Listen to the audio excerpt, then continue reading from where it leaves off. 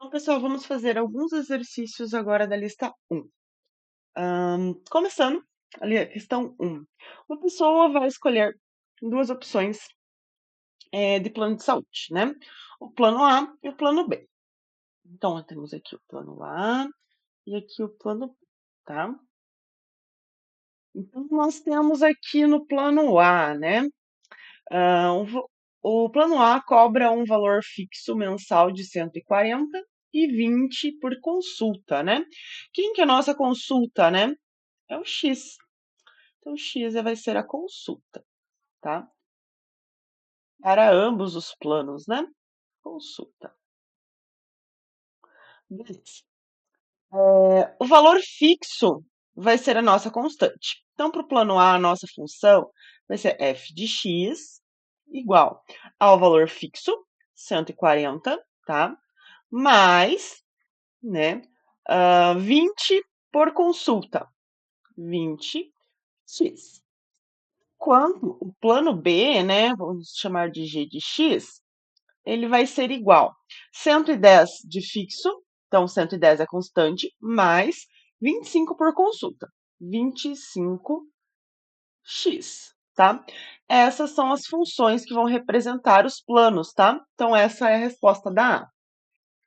Em que situação os dois planos, né, vão ser equivalentes? Você pode simplesmente igualar essas duas funções, tá? F de x igual a g de x. F de x igual a g de x, né? Então, daí a gente vai fazer essa continha aqui. Então, o f de x é o 20x mais o 140, enquanto o g de x vai ser o 110 mais o 25x, tá? Colocamos todos os x do mesmo lado, 20x menos 25x igual 110 menos 140, tá? Aqui vai dar menos 5x e aqui vai dar menos 30, né? Muito intuitivo aqui, vamos multiplicar aqui tudo por menos 1, né, para ficar positivo. 5x, 30. 30.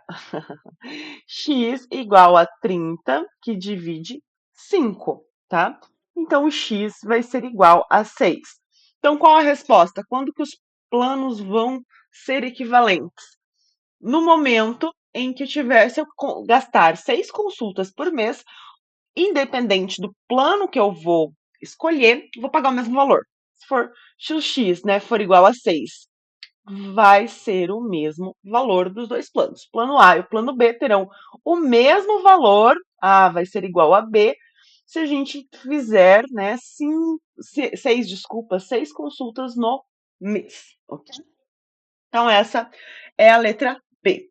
Se a Carol, né, temos aí um personagem, faz 7 consultas por mês, qual plano é mais vantajoso?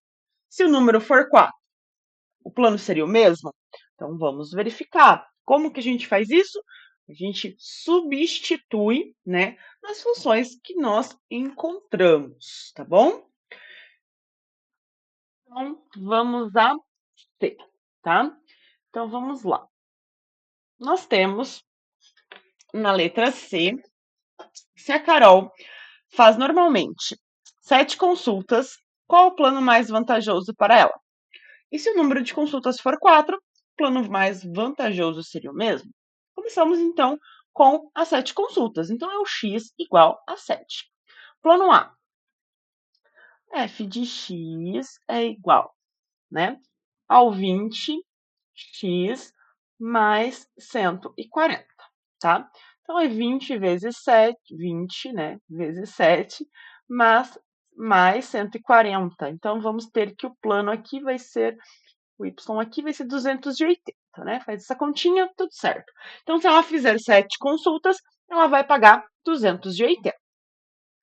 Se caso, né, for o plano B, né, então g de x vai ser igual a 25 vezes, né, o 7 mais o 110, tá? Esse valor aqui vai ser igual a 285. Então, se a Carol fizer, né, 7 consultas, plano A é o mais vantajoso. Agora, se ela fizer 4 consultas, né? Então, a resposta da primeira parte é o plano A. O plano A é mais vantajoso com 7 consultas no mês. Agora, na segunda parte, né? Nós temos aqui que o x é igual a 4. Se for 4, né? Ainda será o A? Vamos ver. Então, primeiro A, f de x igual 20 vezes 4 mais 140. Temos que aqui o valor, né? Resolvendo, vai dar 220. Se for o B, vamos lá, g de x vai ser igual a 25, multiplica 4, que é o número de consultas, mais o 110, tá? Esse valor aqui, né, resolvendo, nós teremos que será 210. Então, qual que é a resposta, né? Então, se for 7 consultas, o plano A é o mais vantajoso. Não será o mesmo plano, né? O plano A não será vantajoso se o número de consultas for 4. Se for 4, o plano B é muito mais vantajoso. Muito mais exagero, né? Diferença pequena. Mas podemos afirmar que o plano B será mais vantajoso se for 4 consultas, enquanto se for 7 consultas, o plano A será mais vantajoso, ok? É mais vantajoso por quê? Porque não está pagando menos.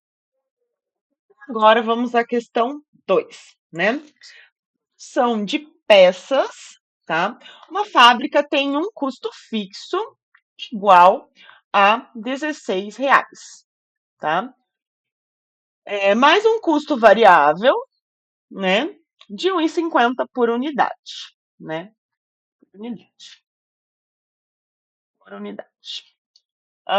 X, número de peças fabricadas, né? Produzidas, determina a função que fornece o custo de produção das peças, né? A custo de produção de X peças. Qual será a nossa função, né? Bem simples, na verdade, né? F de x é o custo total, vai ser igual ao custo fixo, 16, mais o custo variável, né? 1,5 vezes x. X é o número de peças fabricadas, ok? Aí, B, calcule o custo de produção de 400 peças, tá? Custo total, né? Custo total aqui. Então, podemos escrever assim também, né? Custo total igual a 16 mais 1,5x. Ou 1,5q também. Tanto faz. Agora a B. A B, né? Então, o custo de 400 peças é isso. X, então, é igual a 400. Para encontrar o custo total, simplesmente a gente substitui. 1,50 que multiplica os nossos 400 aqui. Essa multiplicação aqui vai dar 600. 16 mais, então o custo total aqui vai ser 616. Essa é a resposta, tá? Então aqui a gente formou a função e aqui a gente somente substituiu, né, para encontrar o custo de 400 peças, tá? Bem tranquilo também, beleza? Função 3, né? Função 3 não, desculpa, questão 3. Um taxi de táxi cobra 4,50 de bandeirada, mais 90 centavos por quilômetro rodado. Sabendo que o preço a pagar é dado em função do número de quilômetros rodados, calcule o preço a ser pago por uma corrida em que se percorreu 22 km.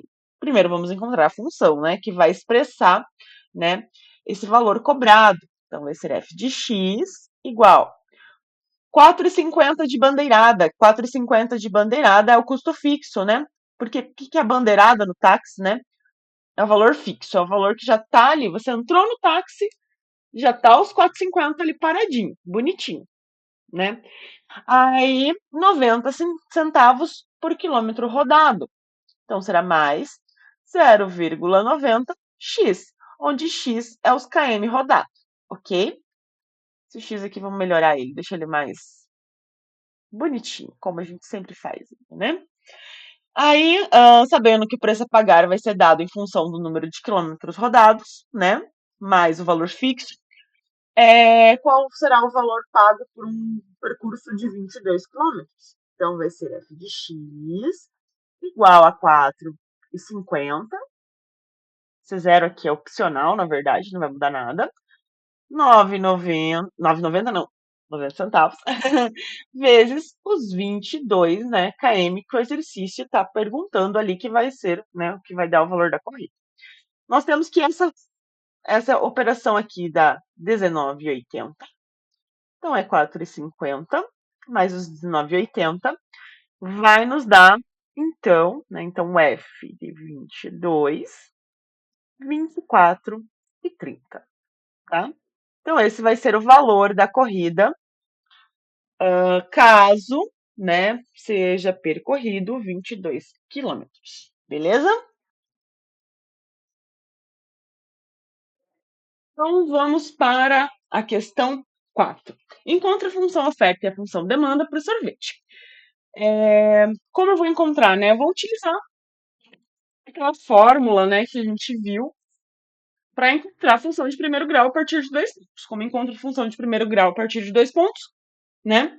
Então, a gente vai utilizar esse princípio para encontrar a função oferta e demanda por sorvete. Vou utilizar aqui, eu vou fazer a variável dependente aqui, o preço, tá, pessoal? O y vai ser o preço. Na outra aula de revisão, eu expliquei direitinho a questão da diferença entre escolher o preço ou a quantidade, enfim. Alguns exercícios da prova eu posso colocar que é para fazer pelo preço ou pela quantidade. Se eu não especificar, pode ser um ou outro, tá? Então, vamos lá. Então, primeiro vamos fazer demanda, tá? Então, função demanda. Então, vamos lá. Função demanda. Quais os pontos que foram colocados no exercício? Q1 é igual a 4. P1 é igual a 4. Q2 é igual a 8. 2 é igual a 1. Perfeito. Qual que é a forma geral aqui, né? Sempre a gente, né? É bom lembrar, né? Qual a forma geral. Eu escolhi, então, né, o meu P como variável dependente. Então, vai ser dessa forma aqui. Mais a 1 aqui, tá? Onde o meu P é o quê? É o Y. E o meu Q é o X. Perfeito. Então, vamos aplicar, né? Quem a gente encontra primeiro nesse caso? O A1. Então, vamos lá. Então, o A1 aqui, vamos fazer aqui. A1 vai ser igual a variação de y sobre a variação de x, tá? Então, vai ser variação do preço sobre variação quantidade. Variação do preço, P2 menos P1, Q2 menos Q1, tá? Aqui vai ser menos 3 divididos por 4, igual a menos 0,75. Ah, eu gosto de número fracionado nas contas. Pode deixar o número fracionado, no fim vai dar a mesma coisa. Eu prefiro o número com vírgulas. Acho mais fácil. Então, agora nós vamos aplicar. Vamos aplicar onde? Em qual fórmula? Nessa aqui. Eu até vou deixar ela destacada aqui do ladinho. A fórmula que nós vamos aplicar esse A1 aqui é essa fórmula aqui, tá? Essa fórmula geral, tá? Y menos y0, tá? Igual a 1. Nossa, ficou muito torto esse negocinho aqui. Vamos melhorar isso. Então, vamos voltar. Voltando aqui, y menos y0, tá? Igual a 1 que não, desculpa, x, aqui, não, x menos x0. Essa fórmula geral. Vou aplicar essa fórmula, né, aos belezinha aqui que eu já tinha colocado, né? Então, vai ser P menos. Vou usar o ponto 1 ou o ponto 2? Vou usar o ponto 1 aqui. P1 igual A1. Agora sim, Q menos Q1. Por que Q1? Porque eu escolhi o ponto 1 para fazer. Posso fazer também pelo ponto 2. Mesma fórmula, né? Só precisa ser coordenada correta, né? Então, aqui, P menos 4 igual a 1 a gente já encontrou, né? 0,75 Q menos 4. Substituição. Simples. O que eu faço primeiro nessa conversa aqui? Aqui, né? Então, P menos 4 igual a menos 0,75Q, né? Mais, por que mais? Menos com menos. Mais 3, ok? Agora nós podemos isolar já esse P, né? Então, vai ser P igual a menos 0,75Q mais 3 mais 4, né? Tava menos, passa mais. Somei aqui. Então, temos que a nossa função demanda vai ser P igual menos 0,75 mais 7. Então, essa é a nossa função demanda, tá, pessoal? Então, essa aqui é a nossa demanda, nossa função demanda, né? Função demanda, beleza? Agora vamos para a oferta. Então, beleza, fechou aqui. Oferta, tá? Função oferta, eu tenho 2 pontos também, assim como eu tinha na demanda. Se não tiver 2 pontos, eu consigo encontrar a função, né? Aqui o Q1 é igual a 3, o P1 é igual a 2, o Q2 é igual a 5 e o P2 é igual a 3. Perfeito.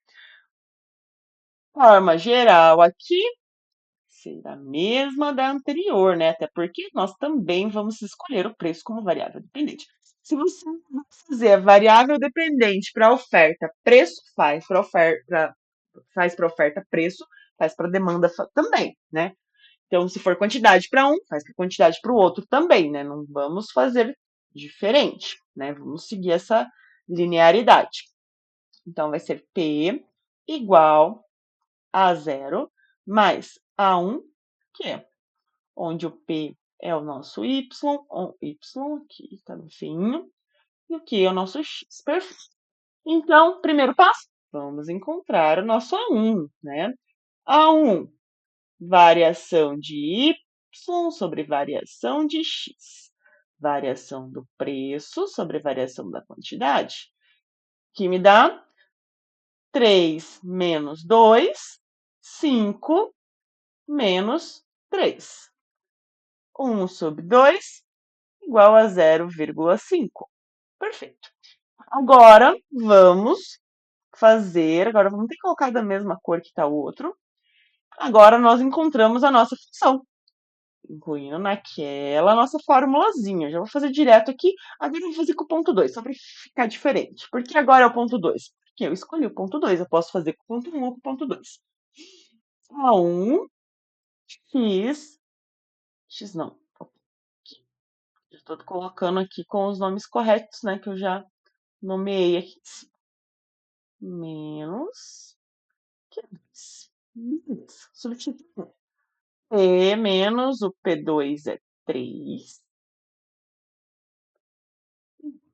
A1 é 0,5. Q menos o Q2, que é 5. Perfeito. Então, aqui, primeiro vamos fazer essas multiplicações aqui, né? P menos 3 igual a 0,5. Q menos 2,5.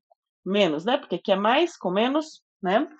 Agora, nós passamos isso aqui para o outro lado, isolando P. Então, fica 0,5Q menos 2,5 mais 3, né? Resolve isso, temos que o nosso P é igual a 0,5Q menos 0,5.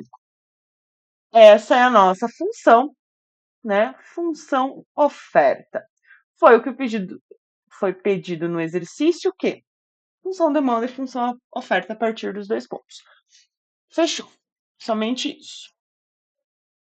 Agora vamos falar um pouquinho dessas questões teóricas, também bem importante, porque eu vou pedir questão teórica na prova, né? Qual a diferença entre o modelo matemático e econômico? Falei naquele vídeo de revisão, né? O modelo econômico se concentra em fenômenos, né? Então tem uma estrutura teórica, né, por trás desse modelo. Então ele vai responder a questões econômicas, né? Esse modelo econômico aqui responde a questões econômicas. O modelo de oferta e demanda é um exemplo de modelo econômico. Já o modelo matemático, ele vai ser composto por equações, por funções, né, por variáveis. Então, nós temos que nós linkamos em métodos, a gente junta os dois, né? A gente tem os modelos econômicos, utilizamos os modelos matemáticos, né? Para, para explicar os modelos econômicos, né? Para provar, né? Os nossos modelos econômicos. Então, os modelos econômicos são uma subcategoria dos modelos matemáticos. Então, eu tenho o modelo econômico aqui, por exemplo, oferta e demanda, e eu tenho o modelo matemático, com números, né, com variáveis, para provar minha teoria econômica, tá?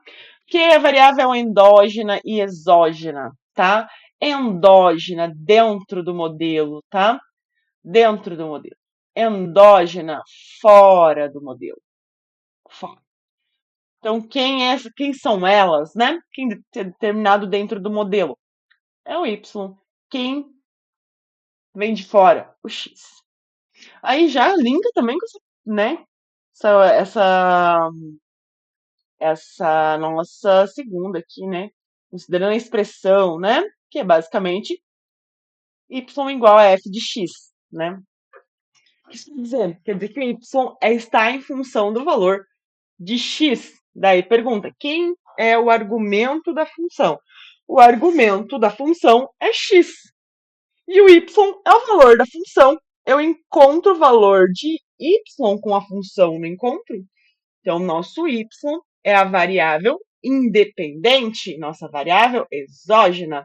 O x, né, o y, é a variável dependente, nossa variável endógena, determinado dentro do modelo. Ok? O mesmo valor de y,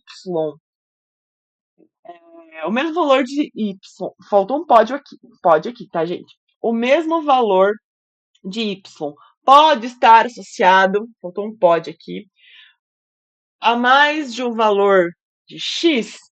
Sim, ele pode. O que não pode estar? O mesmo valor de x associado a mais de um valor de y. Mas o mesmo valor de y pode sim estar associado a mais de um x.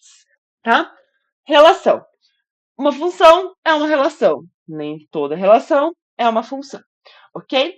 Aí temos também aqui, né? Temos mais uma aqui.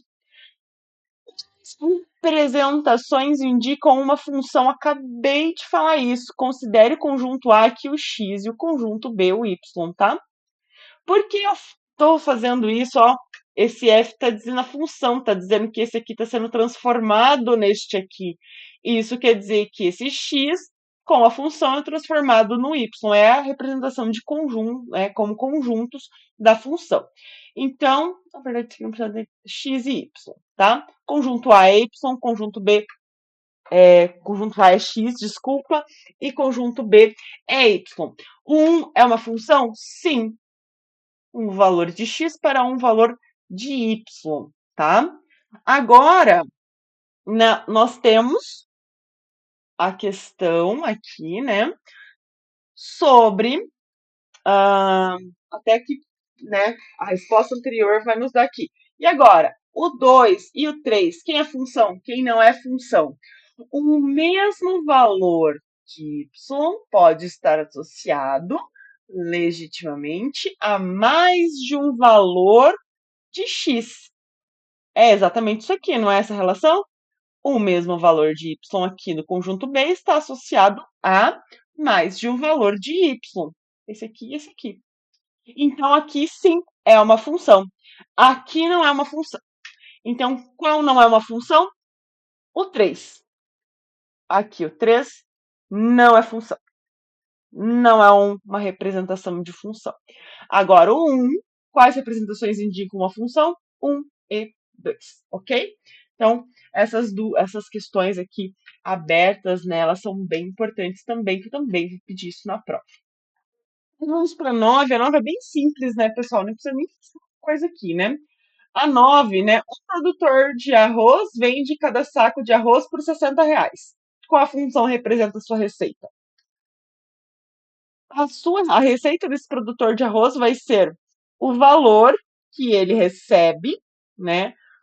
O preço, vezes a quantidade de saco de arroz que ele está vendendo, né? O saco de arroz é o X, né? Nosso preço é o 60. Então, a função receita dele vai ser 60x, tá?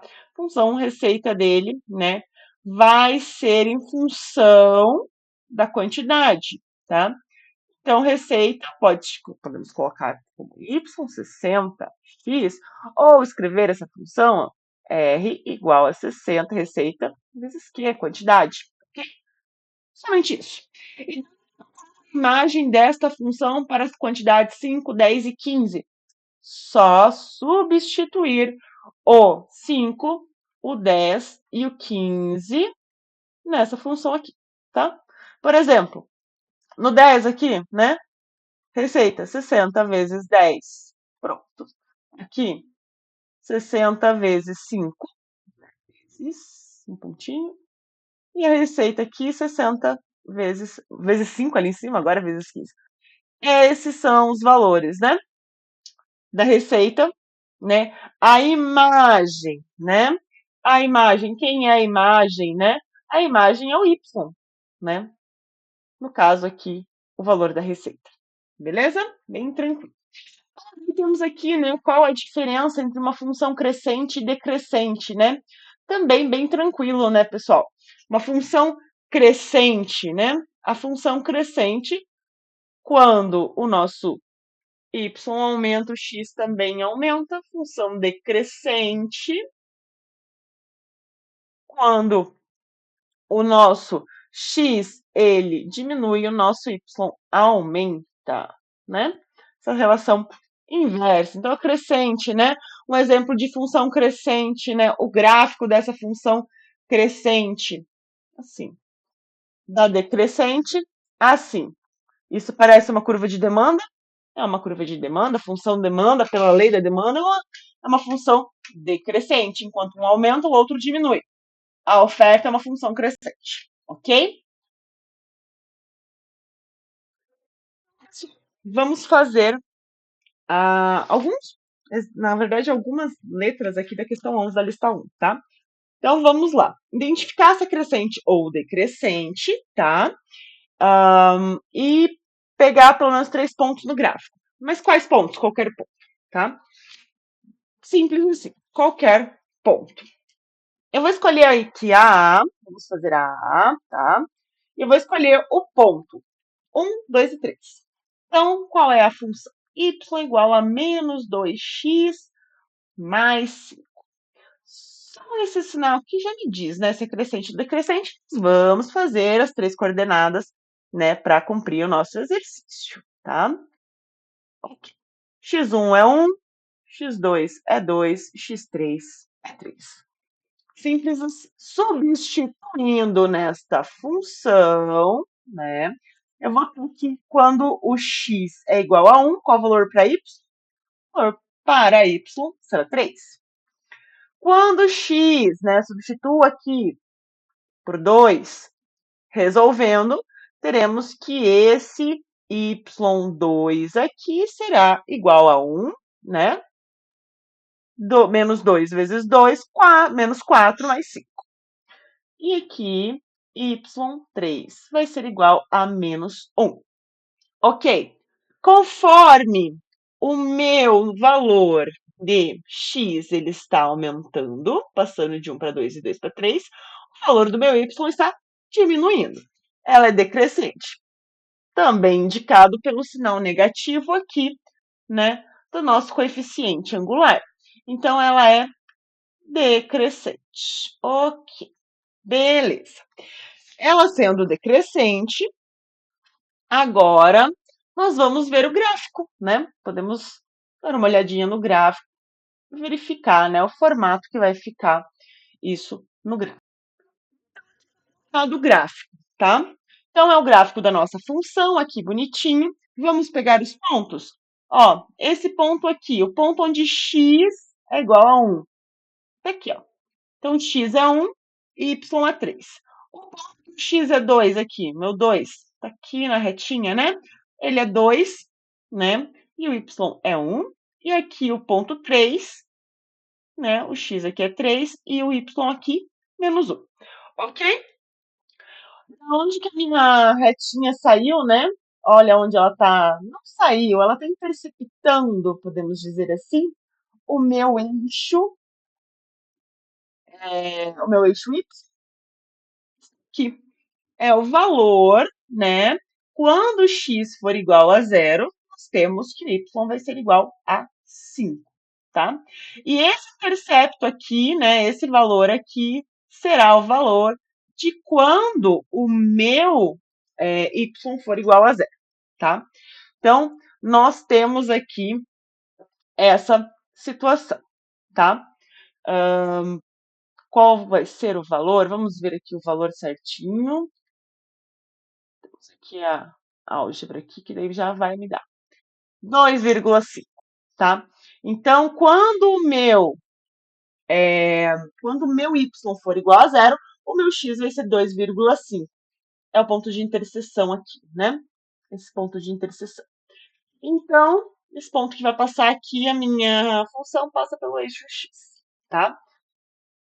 Isso. Esse nosso exercício é isso. Estou provando aqui que ela é decrescente conforme o valor do meu, ah, do meu x, ele aumenta, tá? O valor aqui diminui. E é isso. Ó, um aqui, outro aqui. Então, os pontinhos aqui deixa bem claro essa relação. Fizemos uma crescente, agora vamos fazer. Não, fizemos uma decrescente, desculpa. Agora vamos fazer uma crescente. A crescente que eu selecionei é a C, tá? Ah, eu já sei que ela é uma crescente, já sei que ela é uma crescente por causa do coeficiente angular. Mas meu exercício mostra para mim, né, construir o gráfico com mínimo 3 coordenadas, tá? Então, vamos lá. Nossa função é y igual a 2x mais 3. Vamos pegar 3 pontos. Quais pontos? Qualquer ponto. Eu vou pegar agora. Opa, não, y, x. Meu x1 agora vai ser igual a 2. Meu x2 vai ser igual a 3. O meu x3 vai ser igual. Só substituir, né? Então, o y1 aqui vai ser 2 multiplica 2 mais 3, né? O y2 vai ser 2 multiplica 3 mais 3. E o y3 vai ser 2 que multiplica 4 mais 3. Prontinho. Então, o que, que nós temos aqui? O y1, né, para essa coordenada, vai ser 7. O y2, esse y ficou horrível, mas tudo bem, vai ser igual a 9. E o y3 vai ser igual a 11. Ah, ela é crescente ou decrescente? Conforme o valor aqui está passando, está aumentando, esse valor aqui também está aumentando, né? Então, ela é uma função crescente, coisa que eu já sabia, porque o coeficiente angular aqui é positivo, né? O coeficiente angular é positivo, exatamente isso. Variável associada ao parâmetro x, né? A variável x, né? O parâmetro, desculpa, associado à variável x é positivo, né? Vamos verificar o gráfico. Vamos ver o gráfico como. Olha a carinha desse gráfico aqui. Então, esse gráfico, né? Vamos puxar aqui os pontos que a gente nomeou. Então, o gráfico aqui, no ponto onde x é 2, nosso y é 7, onde o nosso x é 3, né? Nosso y é 9, onde o nosso x é 4, nosso y é 11, né? Uma função, né? crescente. Conforme esse aqui aumenta, esse aqui também aumenta, né? Aí temos aqui o ponto de interseção, né? O ponto onde o valor de x é igual a zero vai ser o 3. E o ponto onde, né, a gente tem a interseção aqui também, né? Esse ponto vai ser qual? Vamos ver aqui. Esse ponto é o ponto menos 1,5, tá? Então, esse ponto onde, né, o nosso y é zero, nós temos o valor de x igual a menos 1,5, ok? Então, é isso. Então, já temos aí um exemplo de crescente e decrescente, beleza?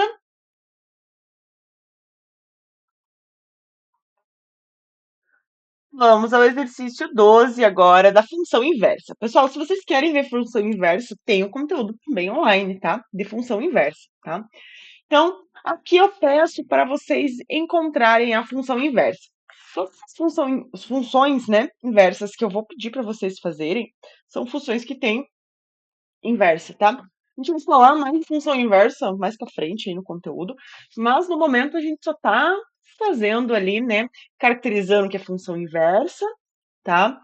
E fazendo aí esse processo para encontrar a função inversa. Por enquanto é só essa parte introdutória, depois a gente vai falar mais com o passar do nosso conteúdo, tá? Então, vamos lá. Eu vou fazer a A para vocês, tá? Vamos fazer a aqui dá 12, né? Então, o f de x vai ser igual a 3x menos 4. Encontre a inversa. A primeira coisa que eu vou fazer é escrever essa função desse jeito, tá? Siga os passos. Então, agora, primeiro passo foi escrever assim. Agora vamos trocar o x pelo y. Então, troque o x pelo y. Troque x por y. Ah, como que eu vou fazer isso? Exatamente dessa forma aqui, pessoal. Prontinho. Agora eu faço o quê? Isolo o y, tá? Vamos passar, então, vamos isolar o y. Passo, então, esse 4 para cá. X mais 4 igual a 3y. O que está multiplicando vai passar dividindo. X divide 4. 3 igual a y. Beleza? Tá pronto? Tá pronto. Agora, mas para ficar pronto mesmo, eu preciso trocar esse valor aqui, tá? Esse valor não. Tem que mudar essa conotação. Para indicar que isso é uma função inversa. Pronto. Ah, eu pedi uma inversa, professor, e eu fiz a prova até aqui. Está correto? Não. Você precisa indicar que é uma função inversa e essa é a conotação correta, tá? Precisa ser indicado. Então, preciso, sim, é um dos passos para achar a função inversa, trocar, né, o y pelo f, o menos 1 ali, aqui em cima, tá? Sobrescrito, né? Então, é necessário fazer desta forma. Uma, né, da 12, né, sobre função inversa, vamos fazer essa aqui, a D, que é o f de x igual a 6. Então, y é igual a 6x. Qual é o primeiro passo aqui? Troca o y por x. X vai ser igual a 6y. Preciso isolar o meu y, que está multiplicando, vai passar dividindo. X igual a 6 igual a y, tá? Qual é a inversa aqui? É esse valor aqui. Como faço a conotação correta, resposta é aqui. Resposta vai ser essa aqui. Igual a x sobre 6. Essa é a inversa. Beleza? Então, fechou. Essa da inversa é bem tranquila também. Agora vamos para a nossa questão, né, sobre função par. Prove que uma função é par. Como eu provo que uma função é par? Eu pego a lei de função par, a lei de formação, digamos, definição. Formação não, lei de definição. Qual que é a lei de definição da função par, tá? Ela fala que f de menos x será igual a f de x. Provo. Eu pego a função e coloco menos x e vejo qual é o valor das funções, né? Então, Vamos utilizar o x igual a 1. X igual a 1, tá? X igual a 1, então esse menos x será igual a menos 1. Agora eu substituo o 1 e o menos 1 na função e vejo se é igual, né? Então, aqui, vamos substituir o primeiro, o 1, tá? O 1 aqui, na nossa função, na A, né? Primeiro, vamos provar se a A é ou não. 1 ao quadrado mais 1. Então, esse f de 1 vai ser igual a 2. Agora, vamos para o f de menos 1.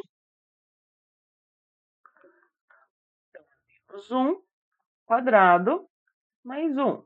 Esse valor negativo elevado ao quadrado, ele não fica positivo? Sim. 1 mais 1. Então, f de menos 1 é igual a 2. O f de 1, né, é igual ao f de menos 1. Então, a nossa função, ela é, sim, par. Vamos dar uma olhadinha no gráfico, só para mostrar para vocês, né, para provar essa definição. Gráfico dessa função, pessoal, para mostrar, né, para provar que realmente é uma função par. Ó, percebam como ela é considerada espelhada, podemos dizer assim. Ó, menos 2, quando x é menos x, né? Menos 2 e 2, mesmo valor para y, 5, 5. Quando o nosso, a gente fez, né, com o menos 1 e o 1, né? Menos 1, 2, né? 1, 2 também. E assim sucessivamente. Eu pego esse ponto aqui, né? Eu vou ter aqui que é o menos 3 é 10 e o 3 também é 10, né? Então, aqui, né, mostrando que uma função par tem essa cara aqui, o gráfico dessa função par, então tem essa característica. Então, como eu provo? Eu substituo na função o valor positivo e o negativo. Se tiver o mesmo valor para y, é uma função par, ok? Tipo, isso eu já coloquei direto no gráfico, é a letra B, tá? Só para deixar bem claro aqui para vocês, a letra B da 13, tá? A função é f de x igual a x quadrado mais x, tá? Já sei como prova, né? Então, substituo para a função par, no caso. Substituo, então, o x menos x e o valor de x e o valor de menos x, e o valor, né, tem que ser igual, o y encontrado tem que ser igual. Essa função é par? Não, ela não é par. Então, podemos verificar aqui que eu fiz várias opções aqui, né? Mas se a gente pega aqui o 2, 2 e menos 2, 2 aqui, né? Quando o valor de x for 2, o valor de y vai ser 6. Enquanto o menos 2 aqui, o valor vai ser 2, tá? Então, não, ela não é uma função par, tá? E aqui, ó, 3 aqui, o 3 dá igual a 12, o menos 3 vai dar 6. Percebam que já é um pouquinho mais, né? Essa nossa parábola está um pouquinho mais, né, deslocada, né? Nossa parábola com a nossa concavidade voltada para cima, tá? Então, nós temos que essa função AB, né? Então, não é par. Como eu provo? Pego o valor, por exemplo, de 2 e menos 2, substituo na função. Deu valores diferentes, então não é uma função par. Beleza? O 14 fala de função ímpar. Só que a lei, né, da definição, a lei não, a definição da função ímpar. A função é ímpar quando f de menos x for igual a menos f de x, ok? Então, quando o f de menos x for igual ao menos f de x. Então, o valor do f de x, né, com sinal negativo, tá? Ah, mas sinal negativo quer dizer o quê? Se aqui for negativo, se o f de x for negativo e daí tem esse negativo, fica mais, né? Então, essa é a lei, a definição para ímpar, tá? Vamos ver no gráfico direto aqui, né? Já que mesmo como a gente vai substituir um ponto qualquer, vamos verificar se vai ser, essa definição será satisfeita ou não, tá? Então, começamos pela A. Aí temos aqui a A, tá? Então, eu preciso que o ponto menos x seja igual ao ponto x, né? Com o mesmo valor, né? Com a função, né? Ela vai ser feita com valor positivo, daí o resultado eu coloco o menos, daí para fazer a lei a definição da ímpar. Isso quer dizer o quê? Isso quer dizer que o valor da função em menos 5 deve ser igual ao valor da função em 5 acrescido de um sinal negativo. É igual? Não, não é igual, porque a A não é uma função ímpar. Com a B, daí até fica mais clara essa definição, porque a B é uma função ímpar, tá? Olha a letra B da nossa questão 14 aqui, que é uma função ímpar, no caso, né? Prova do mesmo jeito, como eu já falei antes. Então, qual que é a definição da função ímpar? A definição é que o valor de y, quando x é o menos x, né, o valor de y em menos x, será igual ao valor de y, né, o valor de y em, no mesmo ponto, positivo, só que acrescido de um sinal negativo. Como é isso, né? Para ficar mais claro, né? O valor em f menos 4, por exemplo, é igual a menos 68, certo? Ó, 4 menos 68 aqui. Qual é o valor que deve assumir, né, o valor de y em 4 para que seja uma função em valor de 68 positivo, né? Porque a definição diz que daí o valor do y em 4 vai ser o valor da função, daí o menos, né, acrescido no valor de menos. E essa função é exatamente isso que acontece, né? Então, f de menos 4, né, o valor de y em menos 4 vai ser menos 68. O valor de y em 4 é 68, né? O que satisfaz, né, a definição para ser uma função ímpar, ok? Então, essa é a definição, é assim que a gente identifica, como a gente prova, fazendo assim como a outra, substituindo o ponto ali e mostrando se é ou não igual de acordo com a definição, beleza? Vamos para a última questão. Qual é a diferença entre uma função constante e uma função linear? Linear, tá?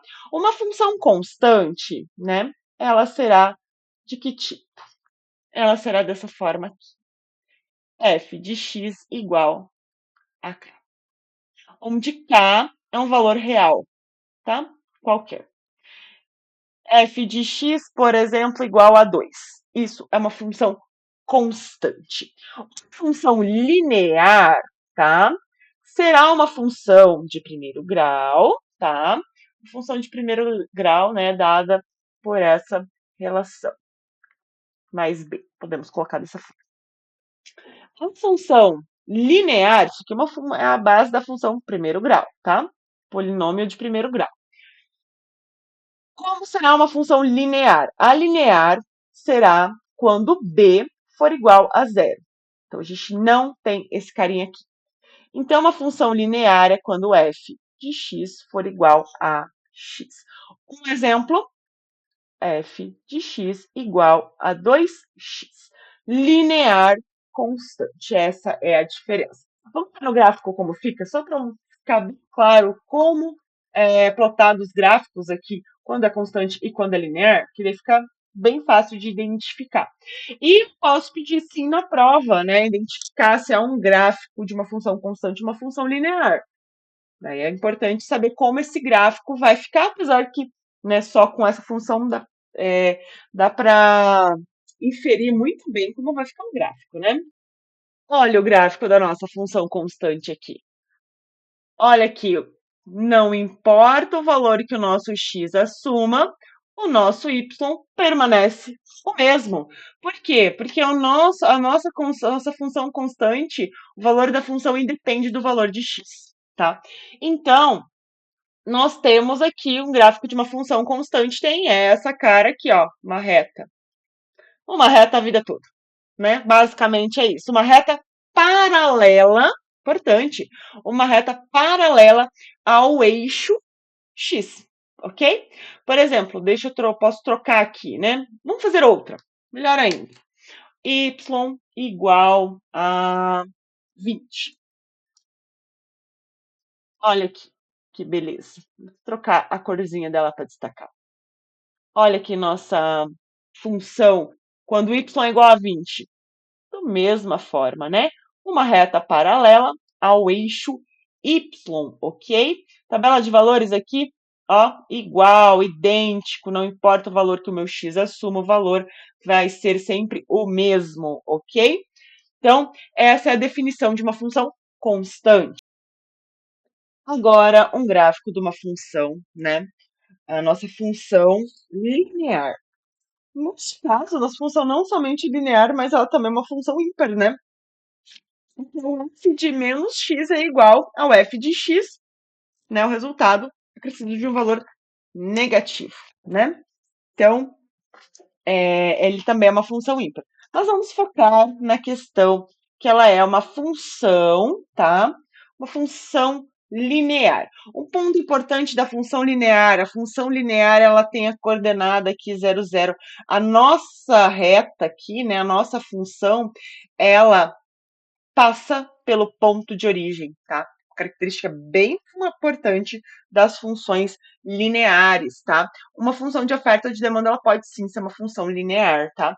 Até a gente já falou de uma função linear, uma função receita nessa do exemplo do arroz, por exemplo, né? É uma função receita linear, né? Porque a gente só tem ali, o produtor vende o saco de arroz por R$ 60. A receita dele vai ser o quê? Quantidade que ele vende multiplicado pelo preço que ele vai vender o produto, né? 60x é uma função linear.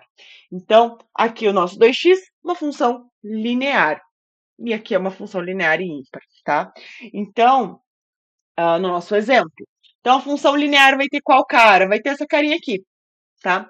Se eu mostrar para vocês um gráfico que passa pela origem desta forma, ela é uma função linear, tá?